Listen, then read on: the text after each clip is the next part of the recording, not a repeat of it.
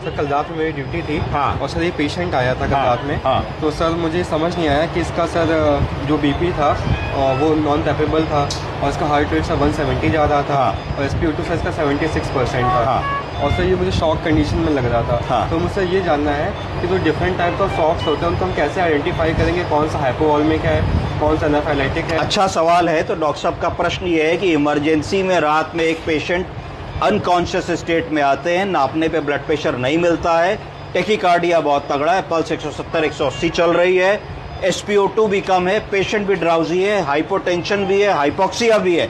तो ये जानना चाहते हैं कि क्यों है, क्या करें कि मरीज को इमीडिएट रिलीफ दे सकें, किस एंगल से, किस चश्मे से इस सिचुएशन को डील करें। तो पहली एक एक करके बात समझते हैं। Low blood pressure. Low blood pressure का मतलब है हाइपोटेंशन।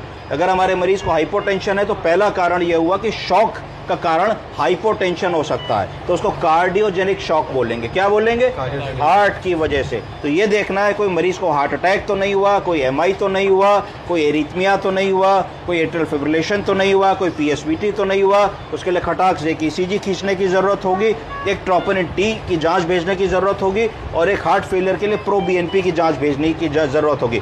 इन 3 चीजों को भेजने से घंटे भर की वैल्यूज आ जाने के बाद कार्डियोजेनिक शॉक को हम लोग रूल आउट कर पाएंगे।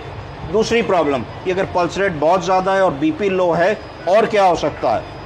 दूसरी कारण है गर्मियों के दिन है, हाइपोवॉल्यूमिक शॉक हो सकता है। हाइपोवॉल्यूमिक शॉक का मतलब है कि मरीज का वॉल्यूम कम हो गया, मरीज को दस्त लगे होंगे, उल्टी लगी होगी, मरीज को हीट स्ट्रोक हुआ होगा, मरीज ने खाया पिया नहीं होगा, कोई और मसला रहा होगा जिसकी वजह से total volume of circulating fluid की कमी हुई, ब्लड प्रेशर एकदम से कम हो गया। जब ब्लड प्रेशर कम होगा तो हार्ट डिकम्पेंसेट करेगा और कंपेंसेट करने के चक्कर में बहुत कस कस के काम करेगा कि किसी तरीके से बॉडी की जो ऑर्गन्स हैं वहां पे ब्लड और ऑक्सीजन पहुंचती रहे, जिससे कि उन ऑर्गन्स में हाइपोक्सिक टिश्यू इंजरी ना हो।